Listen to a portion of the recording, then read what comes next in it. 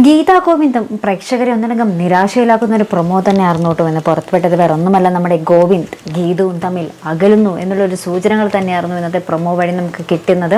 വേറെ ഒന്നുമല്ല, നമ്മുടെ രഞ്ജുവിനെ അന്വേഷിച്ച് നമ്മുടെ ഗോവിന്ദ് അറയ്ക്കിലെത്തുകയും ശേഷം നമ്മുടെ ഇങ്ങനെ അന്വേഷിച്ച് നമ്മുടെ രഞ്ജുവിനെ അന്വേഷിച്ച ശേഷം ആ മുറി തുറന്നിങ്ങനെ നോക്കുമ്പോഴാണ് രഞ്ജു അവിടെ ബോധം കെട്ട് കിടക്കുന്നതൊക്കെ കാണുന്നത്. അപ്പോൾ ആ നിമിഷം നമ്മുടെ രഞ്ജുവും ഗോവിന്ദും ഗീതുവും എല്ലാവരും കൂടി ഇങ്ങനെ രഞ്ജുവിനെ അടുത്ത് ഇങ്ങനെ ഹോസ്പിറ്റലിൽ കൊണ്ടുപോകാനൊക്കെ ശ്രമിക്കുന്നുണ്ട്. അപ്പോൾ നമ്മുടെ ഗീതു അടുത്ത് വരുമ്പോൾ നമ്മുടെ ഗോവിന്ദ് ഇങ്ങനെ പറയുന്നുണ്ട്, എനിക്കിപ്പോൾ സമാധാനമായല്ലോ, എങ്ങനെയെങ്കിലും ഇവിടെ പുറത്താക്കുമെന്ന് പറഞ്ഞപ്പോൾ ഞാൻ ഇത്രയ്ക്കും ക്രൂരത നിന്നിൽ നിന്നും പ്രതീക്ഷിച്ചിരുന്നില്ല എന്നൊക്കെ നമ്മുടെ ഗോവിന്ദ് ഗീതുവിൻ്റെ അടുത്ത് ഇങ്ങനെ കയർത്ത് പറയുന്നുണ്ട് കേട്ടോ.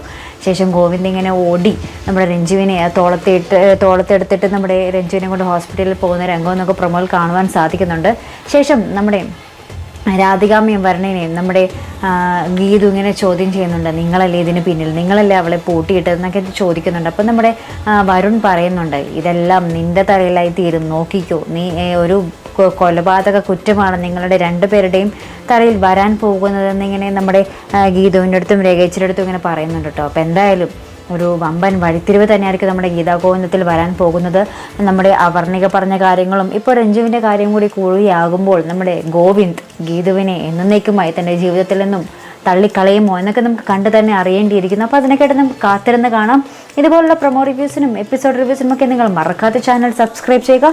അടുത്തൊരു വീഡിയോയുമായി വരുന്നത് വരയ്ക്കും ബൈ.